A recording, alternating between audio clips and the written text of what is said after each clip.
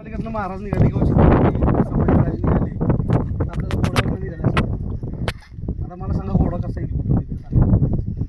कुठलं रायगड असेल किंवा कुठले राजगडचं घोडा तुम्ही चढलेलं दिसतंय का तुम्हाला? आपल्याला माणसाला चालतं जे संघर्षमय त्यांचं चाललं होतं हे दाखवलंच नाही आतापर्यंत आपल्याला कुठे. खाल बसून आपल्याला प्रत्येक मालिकेमध्ये बर्जरी असे आपल्याला त्यांच्या राजकारणातले महिला दाखवायचे, प्रत्यक्षात तसं नसायचे.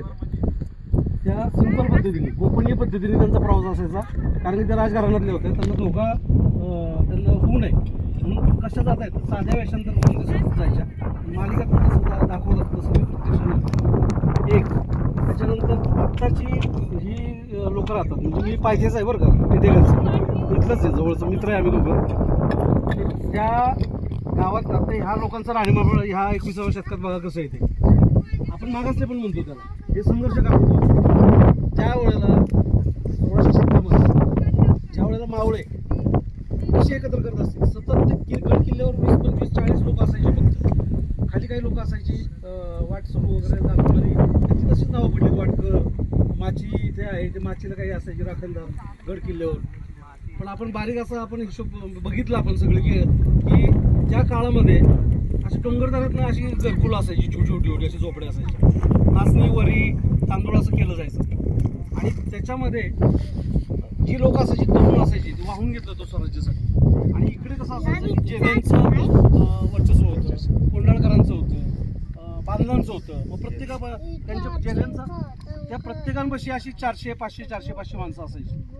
ज्या वेळेला मोहीम दिली जायची त्यावेळेला ते सरदार एक कोणतरी असायचे. मग सरदार घराणं म्हणजे जेद्यांचं घराणं, त्याच्यामध्ये एक बुतोंड्याचं कंकांचं घराणं होतं, बांधलांचं घराणं होतं, कोंडाळकरांचं घराणं होतं, संभाजी गावजी वगैरे असे.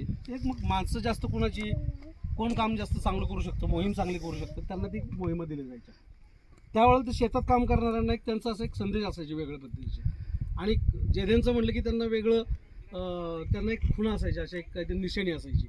बांधलांच्या, आता बाजीप्रभू देशपांडे बांधलांच्या त्यांच्या सैन्यामध्ये होते, त्यांनी बांधलांचं सैन्य म्हणतात त्यांना, बाजीप्रभू देशपांड्यांचं. अशा परिस्थितीमध्ये त्यावेळेस ज्यावेळेस मोहीम, आता तुम्ही आज मोहिमेवर आलाय, समजा तुम्ही ट्रेकिंग तुमच्या कोचिंग क्लासेसकडनं आलाय, येताना तुम्ही काय काय तयारी केली त्यांच्यासाठी आपण 2 मिनिटाची एक आदरांजली वाहतोय.